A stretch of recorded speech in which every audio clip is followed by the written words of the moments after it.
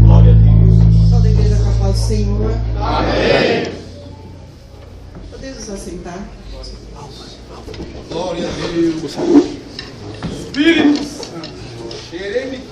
Aleluia, Jesus. Louvado e engrandecido é o nome do Senhor.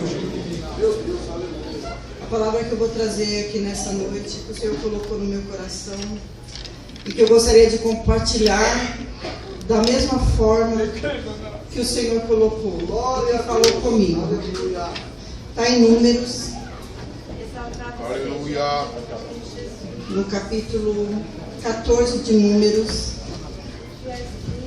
E o Senhor já confirmou hoje por meio dos hinos, por meio do testemunho, por meio do hino da Flávia. E cada vez que eu vejo isso acontecer, eu fico tão maravilhada com o nosso Senhor Jesus e com o Espírito Santo. Porque Ele nos guarda, Ele nos orienta, Ele nos dá estratégia, Ele nos diz como agir, como conduzir. E somos mais do que bem-aventurados de estarmos aqui nesta noite. Lembrei-me de um versículo que em Ruth diz assim: o Senhor galardoe o teu feito e conceda o que deseja ao teu coração. Em cujas, porque você veio na presença do Senhor e em cujas asas vieste abrigar. Então o Senhor, Ele só tem pensamentos de paz, coisas boas no seu coração. E somos mais do que bem-aventurados de termos chegado aqui nesta noite para ouvir a palavra do Senhor, para exaltar a Deus, para engrandecer, para o adorar, entregar o nosso sacrifício vivo, o nosso culto racional nesta noite e adorar o Senhor Deus. Amém?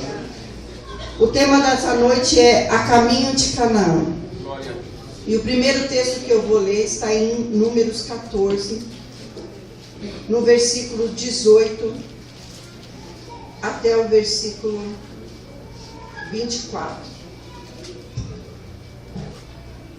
Diz assim: Agora, pois, rogo-te que a força do meu Senhor se engrandeça, como tens falado, dizendo: O Senhor é longânimo e grande em misericórdia, que perdoa a iniquidade e a transgressão, que o culpado não tem por inocente, e visita a iniquidade dos pais sobre os filhos, até a 3ª e 4ª geração. Perdoa, pois, a iniquidade deste povo, segundo a grandeza da tua misericórdia, e como também perdoaste a este povo, desde a terra do Egito até aqui. E disse o Senhor a Moisés: Conforme a tua palavra lhe perdoei. Porém, tão certamente como eu vivo, e como a glória do Senhor encherá toda a terra, e que todos os homens que viram a minha glória e os meus sinais que fiz no Egito e no deserto, e me tentaram estas 10 vezes, e não obedeceram a minha voz, não verão a terra de que a seus pais jurei, e nenhum daqueles que me provocaram haverá. Porém o meu servo Caleb, porquanto nele houve outro espírito, e perseverou em seguir-me, eu o levarei à terra em que entrou, e a sua descendência a possuirá em eles. Irmãos, quando eu estava lendo essa passagem, nós estamos aqui no desafio da escola dominical de ler toda a Bíblia até dezembro. Eu estou atrasado. Passei por Números, estou finalizando Números para chegar em Deuteronômio. Mas por que eu estou atrasado? Porque conforme eu vou lendo, eu vou fazendo estudo e uma parte me chama a atenção e eu vou, e assim vou, vou fazendo vários estudos. E quando eu cheguei nessa parte aqui, que foi no domingo passado, o meu coração congelou. Eu falei assim: mas Senhor, esse povo, que o Senhor separou, que o Senhor levantou Moisés para conduzi-los até a terra prometida, esse povo que ele tinha uma promessa, aqui está dizendo que este povo, porque tentou ao Senhor Deus por 10 vezes, esse povo não entraria na terra prometida. Somente 2 entraram na terra prometida, que foi Josué e Caleb. Eu falei, Senhor, mas como pode ser isso? O que isso tem a ver conosco e a igreja? Nós também estamos fazendo uma viagem. Nós também estamos aqui de passagem. Somos peregrinos. E estamos a caminho de uma Canaã celestial. Também fomos e somos um povo, separado, remido e lavado pelo sangue do Senhor. E temos uma promessa. Temos um objetivo, que é seguir a Cristo e chegar nessa Canaã celestial. E esse povo, quando ele saiu da terra do Egito, ele saiu todos debaixo dessa mesma promessa. E aqui no versículo que eu li, o Senhor Deus diz o quê? Que porque eles tentaram essas 10 vezes e não obedeceram a minha voz. Eu falei, Senhor, mas foram 10 mesmo? E aí eu voltei tudo novamente, peguei uma folha de papel e comecei a anotar todas as vezes que esse povo, que esses hebreus, depois que eles saíram do Egito, eles tentaram a Deus. E eu falei, Senhor, nós precisamos aprender. Porque a palavra do Senhor diz que nada do que está escrito aqui está escrito por um acaso, mas é tudo para ensino nosso. E eu orei ao Senhor e falei, Senhor, se está registrado aqui essa história, é para eu aprender, é para a igreja aprender, e é para que nós não façamos, não cometamos os mesmos erros que eles cometeram. Porque eu quero entrar na Canaã celestial. Aleluia! E eu creio que é desejo de todos os que estão aqui entrar na Canaã celestial, conhecer o nosso Jesus. Aleluia! Cear com Ele, passear com Ele, esse é o nosso desejo. Então vamos lá. Comecei a pensar e meditar. E o que a gente aprende primeiro? Em Êxodo 6, no versículo 5 e 6, irmão, sou professora da escola dominical. Então, nós vamos ler a Bíblia. Então, não é muita pregação de pular do banco, mas é de aprender. E eu quero que todos saiam daqui nesta noite, com os corações aquecidos, né? E que nós possamos obedecer ao Senhor Jesus e guardar a sua palavra. Amém? Em Êxodo 6, no versículo 5 e 6, diz assim, olha. Eu também tenho ouvido o gemido dos filhos de Israel, aos quais os egípcios fazem servir, e lembrei-me da minha aliança. Portanto, dize aos filhos de Israel, eu sou o Senhor, e vos tirarei de debaixo das cargas dos egípcios, e vos livrarei da servidão, e vos resgatarei com o braço estendido, e com grandes juízos. O povo pediu. O povo estava escravo, oprimido no Egito por mais de 400 anos. E Deus ouviu o seu clamor. E diz que ia mandar um libertador. E levantou Moisés para conduzir este povo e para ser o libertador. Deus ouviu o seu clamor. Lembrou-se da aliança que havia feito com os patriarcas, com Abraão, com Isaque e com Jacó. E levantou Moisés para conduzir este povo e para os libertar. Nós vamos ver que a partir daí Deus realiza a promessa. Tira o povo hebreu com mão forte do Egito, por meio das pragas, das quais nenhuma atingiu Israel. Na saída atravessaram o Mar Vermelho ou o Mar de Juncos, né, que alguns dizem que não foi o Mar Vermelho, mas que foi um pequeno braço, ou o Mar de Juncos, não importa. Importa é que o povo passou a seco no mar. E aquele povo que saiu do Egito, viu com os seus olhos a mão forte de Deus. Aleluia. Quando eles saíram do Egito, eles já sabiam do que se tratava. E de que Deus, quem era esse Deus que os estava conduzindo? Porque para eles saírem do Egito, Deus mandou 10 pragas para Faraó. E nenhuma dessas pragas atingiu o povo que estava numa terra próxima, a terra de Gozém. E esse povo que saiu do Egito atravessou o mar e chegou ao deserto. Chegou numa parte, num pedaço de terra, que era necessário que eles passassem para chegar na Canaã celestial, na terra prometida. Mas eles viram com que poder e com que mão forte Deus os havia tirado. O que aconteceu depois disso? Tá? Isso daí está em Êxodo 14, 16 a 21. Aí nós vamos analisar como foi que esse povo saiu do Egito. Quantos foram? Será que era um pequeno povo? Uma caravana? Será que deu para encher 2 ônibus? Qual foi a quantidade do povo que Deus tirou da terra do Egito? Quem sabe me dizer? Mais ou menos. Dá para a gente encher 2 ônibus? Dá para fazer uma caravana? Quanto que os irmãos acham que foi? 2 milhões. 3 milhões. Vamos lá. O povo que saiu do Egito, que está lá em Números, foi mais ou menos, em homens, somente homens, 603.550. Homens maiores de 20 anos e que podiam ir à guerra. Vou repetir.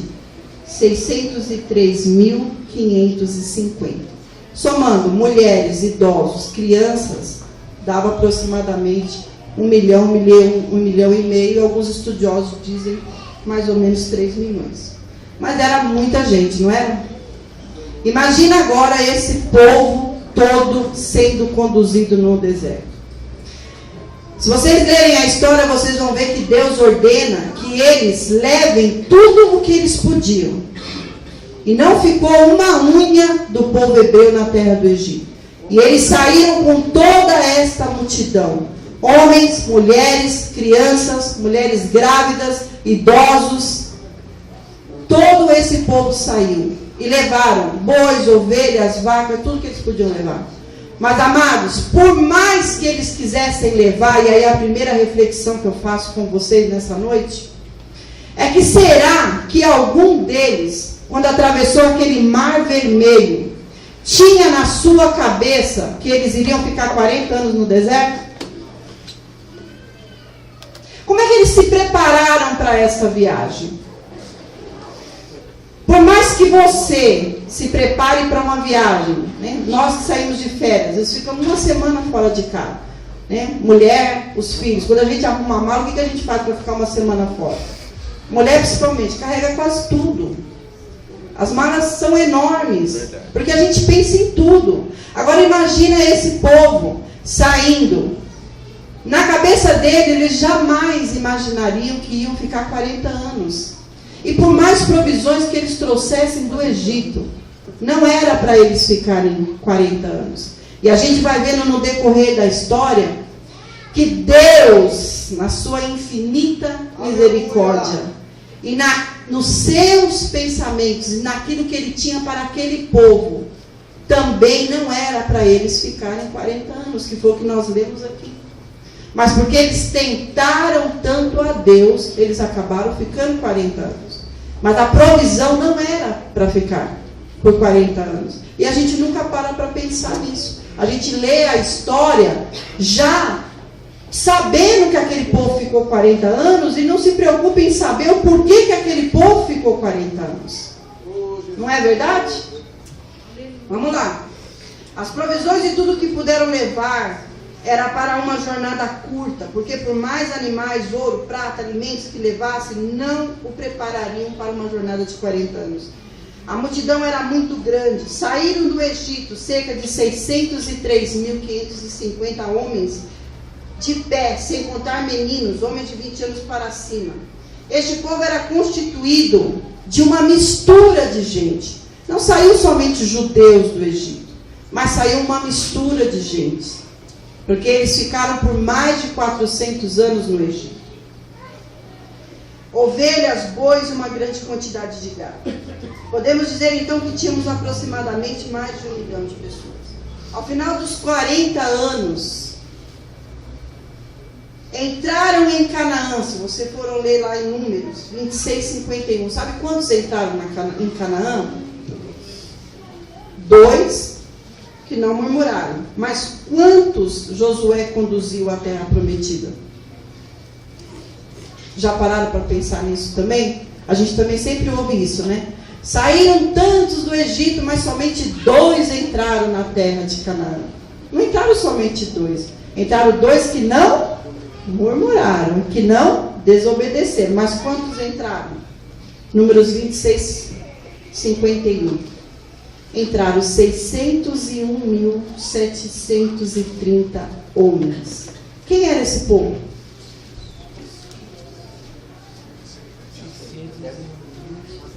Os filhos daqueles que saíram do Egito, os que nasceram no deserto, e daqueles que saíram do Egito, somente Josué e Caleb. O que a gente aprende? Primeira coisa que a gente aprende aqui: o Senhor mudou a sua estratégia? Ele matou todos no deserto e fez que apenas 2 entrassem na Canaã celestial? Na Canaã? Não. Mas ele preparou um povo para entrar na Canaã celestial. Então aquilo que o Senhor tem preparado, o seu projeto e a sua proposta, ele não muda. Ele é fiel e não muda a sua palavra. Glória a Deus.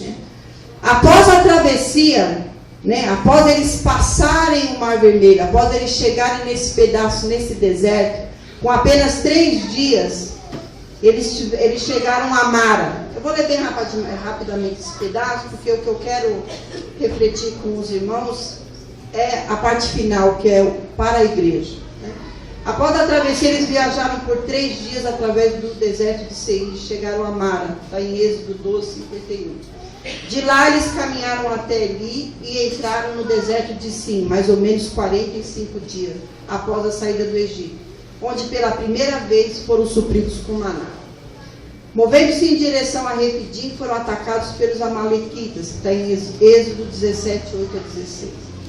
Mas quando eles chegaram no Sinai, no pé da montanha, Deus faz uma aliança com eles. Vamos ler. Êxodo 19, 5 e 6. E aí a gente começa já a aprender algumas coisas. Olha o que diz aqui Deus para Moisés. Agora, pois, se diligentemente ouvirdes a minha voz e guardardes a minha aliança, então sereis a minha propriedade peculiar dentre todos os povos, porque toda a terra é minha. E vós me sereis um reino sacerdotal e o povo santo. Estas são as palavras que falarás aos filhos de Israel. Quando Moisés chegou com esse povo embaixo do Monte Sinai, e antes dele entregar todas aquelas leis, Deus faz uma aliança com Moisés e com aquele povo. E ele pede apenas uma coisa para esse povo. Não é isso que nós lemos? O que ele diz aqui? O que ele pede? Se com cuidado, se com atenção, se com zelo, se diligentemente ouvides a minha voz e guardares a minha aliança, então sereis a minha propriedade peculiar e um povo santo, separado. Foi isso que Deus pediu para aquele povo. E o zelo e o cuidado de Deus foi tanto, que depois daí para frente vocês vão ver, que é o período em que ele dá as leis, que ele dá os 10 mandamentos. E você vai lendo toda aquela parte das leis, da aliança, de Levítico, e você vai ver ali o cuidado tão grande de Deus para com esse povo, que Deus não dá somente leis acerca de como adorar, como sacrificar, as leis do tabernáculo, o sacerdote. Não, ele dá leis acerca de todas as coisas. As leis morais, as leis de relacionamento, como se portar diante do seu inimigo, como se portar na sua família, O cuidado de Deus para aquele povo supriu todas as áreas e todas as circunstâncias. Não foi somente na hora em que aquele povo se apresentava diante da tenda da congregação. Porque quem podia entrar naquela tenda somente eram os sacerdotes, somente Arão e os levitas que podiam ali trabalhar. O povo ficava longe, porque tinha medo de chegar perante esse Deus. Porque Deus se apresentava na tenda através de voz, de trovão, de nuvens. E eles tinham medo disso. Mas Deus buscava relacionamento. E a forma naquele momento de relacionamento era através do sacerdócio, de Arão. E todo esse cuidado não foi somente nesse momento de como fazer o sacrifício, mas em todas as situações. Vamos trazer para os nossos dias. Vamos trazer para os nossos dias. Qual é o cuidado do Senhor para conosco, para a nossa casa, para a nossa vida? Será que o seu Deus, Jesus Cristo, quer que você pense nele somente quando você entra na casa do Senhor, num culto de domingo à noite? Não, o Senhor quer ter relacionamento com você. Ele quer cuidar da sua vida, da sua família, dos seus filhos. Ele quer cuidar de você na escola, no seu trabalho, na rua, onde você anda. Ele tem leis acerca de todas essas coisas. Estamos numa viagem a Canaã celestial. E o teu Deus não quer que você entre ou esteja nessa viagem de qualquer jeito, de qualquer forma. Mas existem leis para isso. Leis. Todas essas leis o quê? Debaixo da graça. Hoje eu posso dizer para você, nós estamos fazendo um comparativo, mas eu tenho certeza que a nossa viagem a Canaã celestial ela é muito mais leve do que o que aquele povo passou no deserto. Aquela grande multidão, habitando em tendas, sem banheiro, sem água quente, sem chuveiro, sem uma pia para lavar a louça. Vocês já passaram, imaginaram como que é uma vida no deserto? Qual era a situação? Eles estavam a caminho de uma Canaã. Para a gente refletir. Vamos lá. Nessa jornada proposta a caminho de Canaã, para que o objetivo de Deus para essa nação se cumprisse, que ele fosse esse povo santo e reino sacerdotal, a única coisa que Deus pediu foi obediência. A única coisa. Concedeu as leis em todos os seus detalhes, desde o que comer, vida cotidiana, vida em sociedade, organização, disciplina, questões morais, espirituais, demonstrando assim a sua preocupação e o seu amor com aquele povo. Qual era o propósito de Deus com aquele povo? O que Deus tinha prometido? Uma terra que emana leite e mel. Qual era o propósito de Deus com isso? Conduzir seu povo da escravidão à liberdade, da fragmentação à unidade, de um povo com uma promessa, os hebreus, a uma nação estabelecida, Israel. Aleluia! Levar seu povo a uma terra preparada para ele, onde mana leite e mel. Qual é o propósito de Jesus Cristo com você aqui hoje, domingo, ouvindo essa palavra? Aonde o Senhor quer te conduzir? O Senhor quer cuidar de você. O Senhor quer te guardar. E Ele quer te levar na palma da sua mão a um lugar muito melhor do que esta terra. Aleluia, louvado e engrandecido é o nome do Senhor. A palavra do Senhor diz que aquilo que nós não vimos, aquilo que não chegou aos nossos ouvidos, aquilo que por mais que nós exercitamos a nossa mente, a nossa afinidade, nós não somos infinitos, não temos como mensurar o que Deus tem preparado para nós. O que é esta Canaã celestial? O que é este paraíso? O que é você conviver dia e noite para toda a eternidade com Jesus Cristo? Não tem como. Nós podemos fazer vários exercícios, mas a nossa mente não alcança porque nós somos finitos. E o Deus que nós servimos é infinito. Amém? Como conquistar esta promessa? Né? Vamos continuar vendo. Como conquistar esta promessa acerca da terra prometida? Né? Tirou o povo, falou que a terra manava leite e mel. E como conduzir? Como alcançar esta promessa?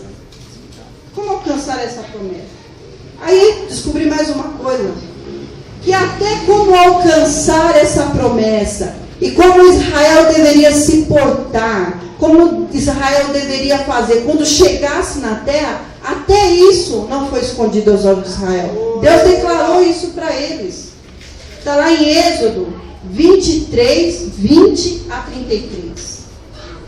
Eu não vou ler lá, não, mas depois vocês podem ler. Lá está dizendo assim, ó, que Deus ia mandar um anjo adiante deles, e que ele ia preparar todas as coisas naquela terra, que ele estava pedindo somente para aquele povo servir somente a Deus e não se prostrar diante dos deuses da terra. Deus disse que enviaria terror aos inimigos de Israel, mandaria vespões adiante de Israel, que lançaria fora os seus inimigos. E que também não iria lançar os seus inimigos fora de uma única vez. Porque até isso Deus se preocupou. Até nisso Deus teve o cuidado. Porque se ele debandasse os inimigos de uma vez, a terra ia ficar vazia, virar um deserto. Então ele falou que ele ia tirar os inimigos aos poucos. Né? Para a terra não se tornar um deserto. E nem as feras do campo se multiplicassem na terra. Que não era para Israel fazer aliança com os antigos moradores. E nem com os seus deuses. E que a terra prometida manava leite e mel, e que a sua herança era perpétua. Amados, a promessa que o Senhor Deus te deu, me deu e deu à sua igreja, não é conto da carochinha, não é promessa de um dia, mas a promessa que o Senhor te deu e nos deu, ela é perpétua. Nós vamos estar com Cristo para sempre. Ele nos dá estratégias de como andar e conduzir e vencer os inimigos. E a única coisa que ele pediu aqui nessa estratégia foi o quê? Primeiro, que não era para servir aos deuses da terra, não era para eles idolatrarem, cometer idolatria, não foi isso que estava dizendo aqui? E que também não era para Israel fazer nenhuma aliança com os povos da terra. Por quê? Quando a gente sempre lê alguma coisa na Bíblia, a gente tem que perguntar por quê. Por que Deus disse para eles, para o povo de Israel, não se envolver com os povos da terra? Quem eram eles? Era povo bom? Amados, os heveus, os heteus, os perizeus, os jebuseus perderam direito à terra, porque era um povo mau, um povo assassino, que oferecia os seus filhos aos ídolos, a Baal e tantos outros quanto. Eles perderam direito àquela terra. Foi por isso que Israel foi para lá, e porque Deus havia prometido. Então, quando Deus disse que era para eles não se aliarem, é porque Deus estava cuidando do seu povo. Eles tinham um objetivo, e eles não podiam se desviar com outras coisas ou outras questões, que o seu coração não podia se envolver com aquelas coisas, porque o que ia acontecer? Eles iam trocar a promessa, eles iam se envolver com as questões da terra, e eles não iam ser esse povo santo separado que Deus tinha dito na aliança. Deus abriu os olhos deles em todas as questões. Eles não foram como cegos, mas eles sabiam exatamente o Deus que eles estavam servindo e quais eram as circunstâncias e as questões do que eles tinham que obedecer. E Deus pediu somente obediência. E quando ele pediu obediência, ele diz em que você tinha que obedecer. Amados, é diferente nos nossos dias. Nós estamos todos aqui, não sabemos a quem nós servimos, nós não conhecemos o nosso Deus. Será que nós não sabemos o que agrada ou o que não agrada a Deus? Jesus, fala mesmo. Sabemos ou não sabemos? Somos mais mais do que bem-aventurados, porque aonde é que eu busco e sei que o Senhor gosta ou não? Aleluia! A palavra de Deus é viva e eficaz. A palavra de Deus é lâmpada para os nossos pés, é luz para os nossos caminhos. Aleluia! O meu povo erra porque não me conhece, não obedece os meus mandamentos, por falta de entendimento. Amém? Então eles sabiam de tudo. Quando chegaram lá em Sinai, né, que eles continuaram, do Sinai até Cades Barneia, na entrega da lei tal, eles ficaram 9 meses lá, fazendo as contas todas, da saída do Mar Vermelho, até onde eles chegaram em Cades Barneia, que é essa passagem que eu leio aqui de Números, e que Deus diz que eles não entrariam porque eles tinham tentado a ele 10 vezes, passaram aproximadamente, amados, 2 anos. Da saída do Egito até quando Deus disse para eles que eles haviam tentado por 10 vezes e que eles não entrariam em Canaã. Haviam se passado 2 anos. Quando eles estavam em Cades Barneia, se vocês forem lá ler, vocês vão ver que antes de Deus dar essa declaração, Deus manda a Moisés que eles enviassem os espias. E foram 12 espias até a terra prometida. E passearam por lá. Viram todas as coisas. Ficaram 40 dias. Um representante de cada tribo. Um príncipe. Um representante da tribo. Não foi qualquer um que foi ver a terra prometida. Foram os príncipes das tribos. Ficaram lá por 40 dias. Andaram mais ou menos 360 quilômetros. Nas terras, andando esses 40 dias. Da onde eles estavam até eles chegarem perto do mar da Galileia, sabe quantos quilômetros dava? 40 quilômetros. Andaram mais 360 lá. Voltaram depois de 40 dias. Em vez de voltarem animados, voltaram o quê? Murmurando. Porque a terra era perigosa, porque a terra tinha gigantes, porque a terra tinha que ser conquistada. Não era simplesmente possuir, mas a terra teria que ser conquistada. E isso os desanimou. E por conta disso, por causa desses 40 dias é que Deus dá o decreto. E acrescentou 1 ano em cada dia. E por isso eles permaneceram no deserto 40 anos. 40 também não foi tirado de, não é um número mágico. 40 porque 40 dias eles ficaram na terra. 40 porque na Bíblia 40 representa, significa transição. É um período de transição até onde o Senhor quer te levar. Até onde o Senhor quer fazer com você. Não pode ser o deserto, pode ser uma caverna. Moisés, quando subiu no monte, ficou 40 dias para trazer a lei, período de transição, até que o povo recebesse a lei. 40 dias, 40 anos.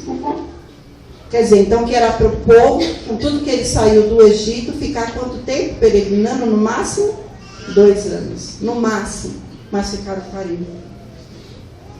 E aí o que a gente aprende? Quando eu fui olhar e verificar o que foi que eles fizeram, que Deus se fastiou, né? Que Deus acabou fazendo com que eles perecessem no deserto. Eu fui ver o que eles fizeram.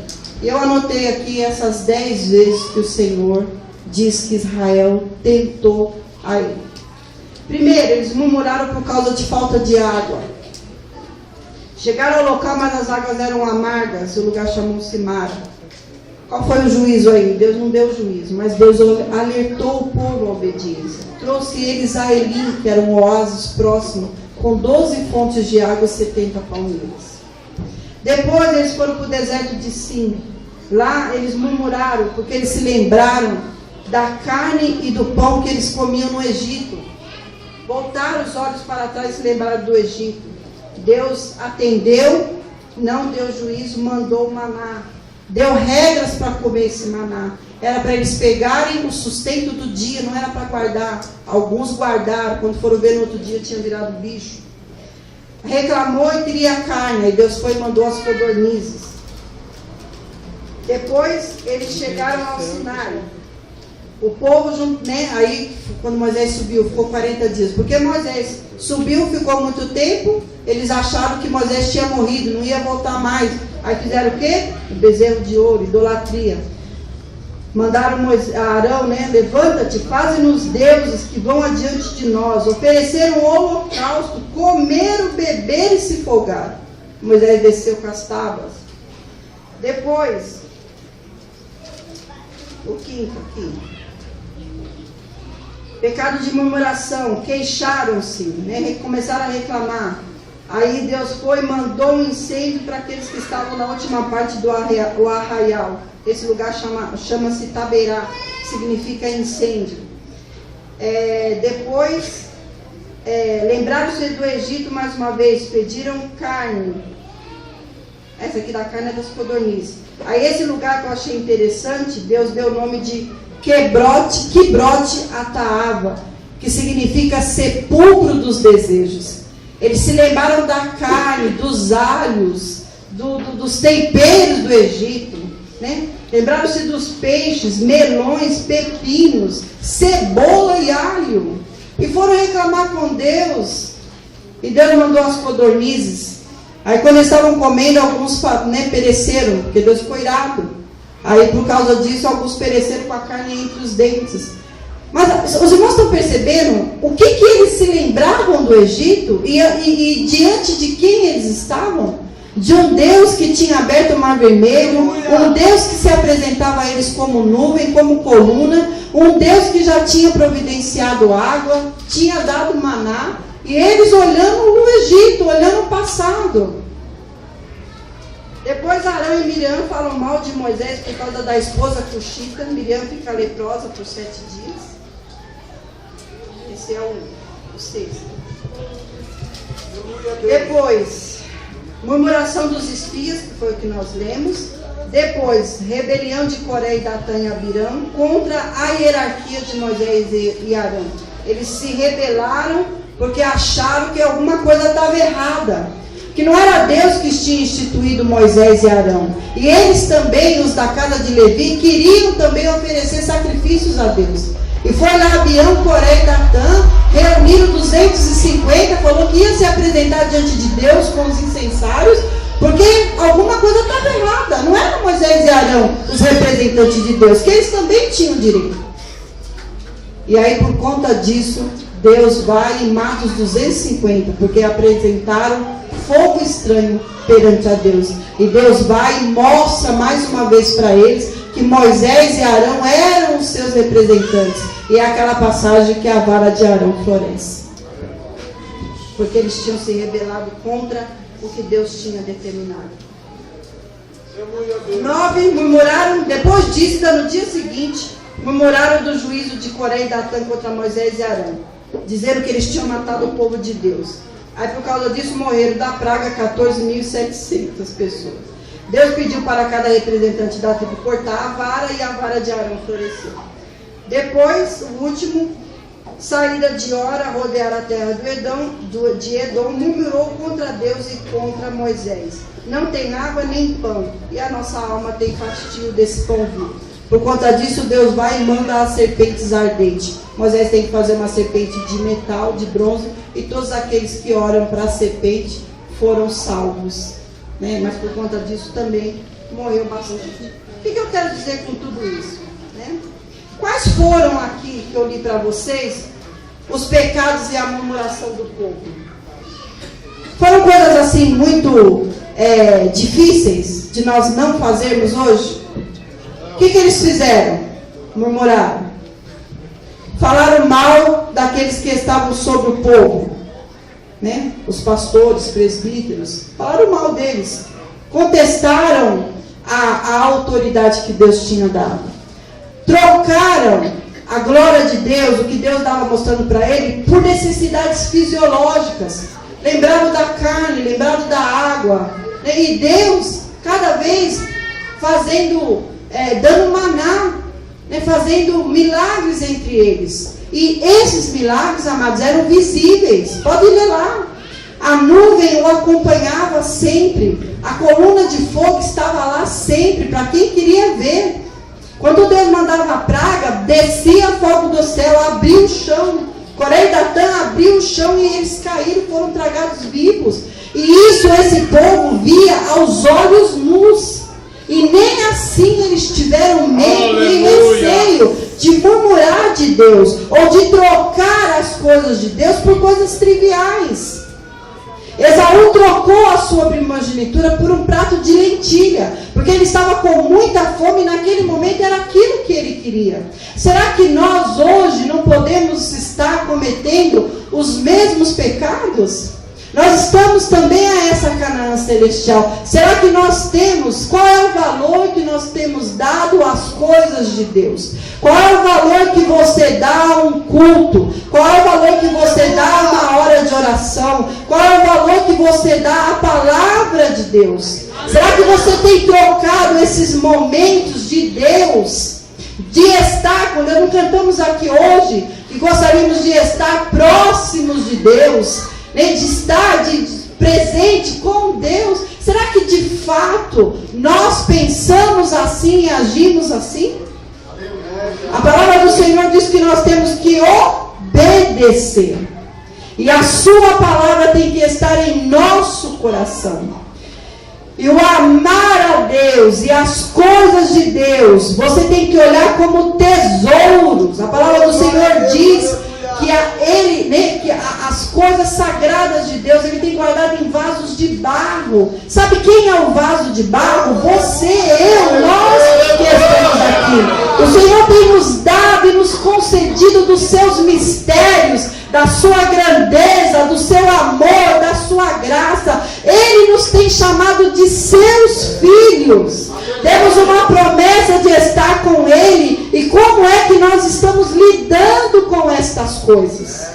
Quais são as bagagens que nós estamos trazendo para essa nossa viagem? Aleluia! O que é que você tem trazido na sua mala, dentro do seu coração?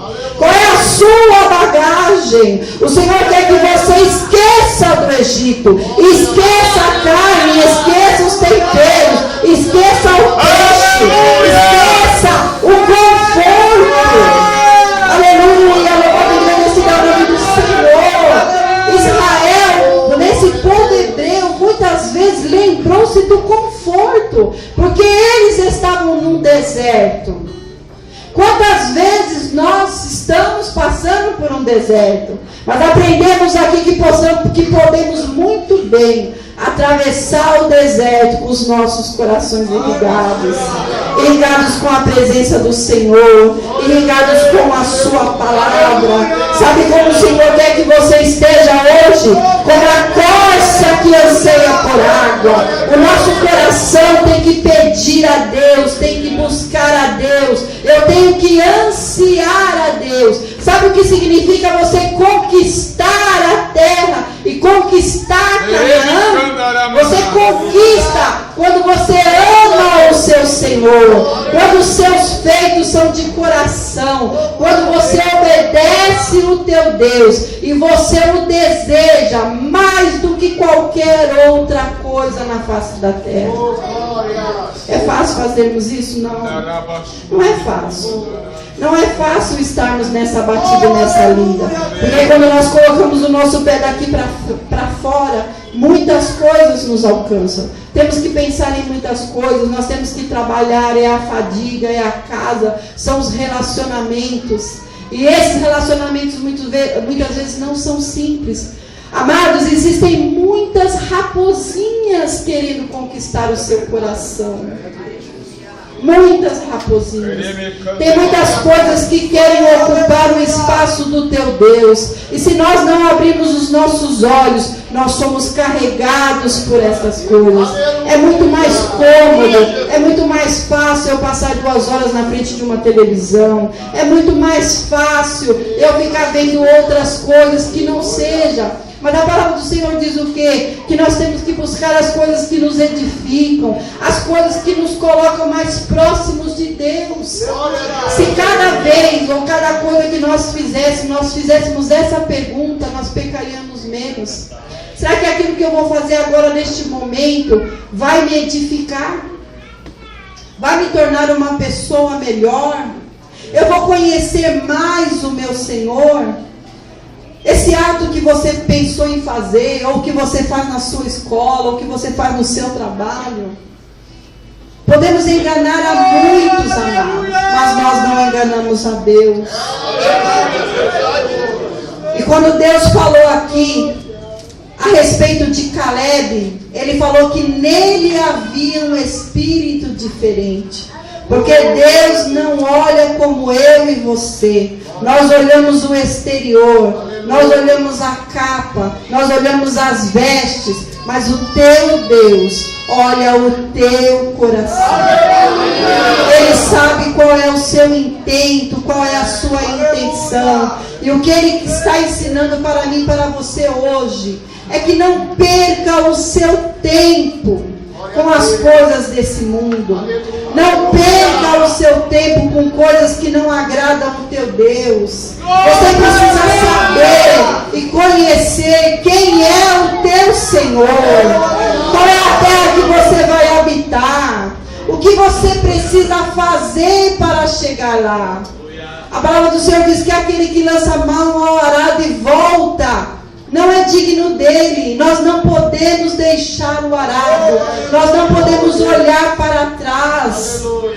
O apóstolo Paulo diz que todas as coisas do mundo são como escória para ele. Que ele trocou todas essas coisas para estar próximo do seu Senhor. Pela excelência do conhecimento de Cristo Jesus. Será que nós conhecemos o nosso Senhor? Será que Deus pode olhar para nós agora e falar assim: este é o meu filho amado, este é o meu servo que me agrada? Eu quero que todos os dias o Senhor olhe para mim e veja em mim um adorador. E que Ele olhe para mim, que Ele se agrade do que Ele veja. Mas para isso, amados, nós temos que fazer a nossa parte. Temos que fazer a nossa parte. Para finalizar, vamos ler em 1 Coríntios 10, versículos 1 a 15. Que é a explicação de tudo que eu falei. Que a palavra do Senhor ela é tão fiel que quando eu fiz a pergunta do que eles faziam no deserto, o que nós aprendemos, o apóstolo Paulo já tinha respondido para os coríntios. 1 Coríntios 10, 1 a 15. Ora, irmãos, não quero que ignoreis que nossos pais estiveram todos debaixo da nuvem, e todos passaram pelo mar, e todos foram batizados em Moisés na nuvem e no mar, e todos comeram de uma mesma comida espiritual, e beberam todos de uma mesma bebida espiritual, porque bebiam da pedra espiritual que os seguia, e a pedra era Cristo. Mas Deus não se agradou da maior parte deles, por isso foram prostrados no deserto. E estas coisas foram-nos feitas em figura, para que não cobicemos as coisas más, como eles cobiçaram. Não vos façais, pois, idólatras, como alguns deles, conforme está escrito: o povo assentou-se a comer e a beber, e levantou-se para afogar-se, depois do bezerro. Não forniquemos, como alguns deles fizeram, e caíram num dia 23.000, quando o povo se envolveu com as moabitas. E não tentemos a Cristo, como alguns deles também tentaram, e pereceram pelas serpentes. E não murmureis, como também alguns deles murmuraram, e pereceram pelo destruidor. Ora, tudo isso lhes sobreveio como figuras, e estão escritas para aviso nosso, para quem já são chegados os fins do século. Aquele, pois, que cuide estar em pé, olhe para que não caia. Não veio sobre vós tentação senão humana, mas fiel é Deus, que não vos deixará tentar acima do que podeis. Antes, com a tentação, também dará o escape, para que possais suportar. Portanto, meus amados, fugir da idolatria. Está escrito, Hebreus. Vamos ler outro lá, que Hebreus também fala a mesma coisa. Oh, aleluia. Hebreus 3, 12 a 19. Coisa linda, Jesus. Aleluia. Vamos aprender. Está tudo escrito. Poderoso, aleluia. Glória a Deus. Aleluia. Louvado e agradecido é o nome do Senhor. Deixa eu achar aqui. Deus poderoso, aleluia. Hebreus 3, 12 a 19 diz assim: Vede, irmãos, que nunca haja em qualquer de vós um coração mau e infiel para se apartar do Deus vivo. Antes exortai-vos uns aos outros todos os dias, durante o tempo que se chama hoje. Hoje é dia de salvação. Hoje é dia de você deixar o Egito. Hoje é dia de você deixar o seu coração duro. Saia de cima do muro, seja crente. Sejamos fiéis a Deus. Porque o Senhor vem buscar um povo santo e separado. E nós temos que ser separados das coisas que não agradam a Deus. Hoje, para que nenhum de vós endureça pelo engano do pecado. O pecado endurece os nossos corações. E é o pecado que faz divisão entre Deus e os homens. Aleluia. Porque nos tornamos participantes de Cristo. Se retivermos firmemente o princípio da nossa confiança até o fim. Enquanto se diz hoje, se ouvirdes a sua voz, não endureçais os vossos corações, como na provocação. Aleluia. O que nós temos que ser? Obedientes. Por que eles não entraram? Não entraram por causa da desobediência e por causa da incredulidade. E como é que nós vamos escapar da incredulidade?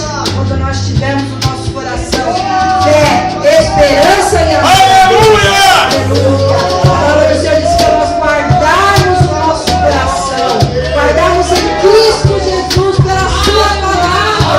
É a palavra que nos limpa, é a palavra que nos molda de acordo com o desejo do seu Senhor. Aleluia! O que é que você está esperando? O Espírito Santo quer te usar. Você é escolhido de Deus. Antes de você nascer, o Senhor já conhecia e te chamava pelo teu nome. Aleluia! Que privilégio é este? O Senhor te conhece. Ele sabe das suas fraquezas, das suas necessidades. E Ele quer te conduzir a Canaã celestial.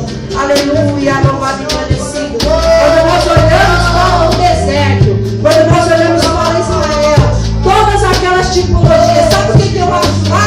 Eu acho só Jesus. A rocha é Cristo, o maná é Cristo, o tabernáculo é Cristo, o sacrifício é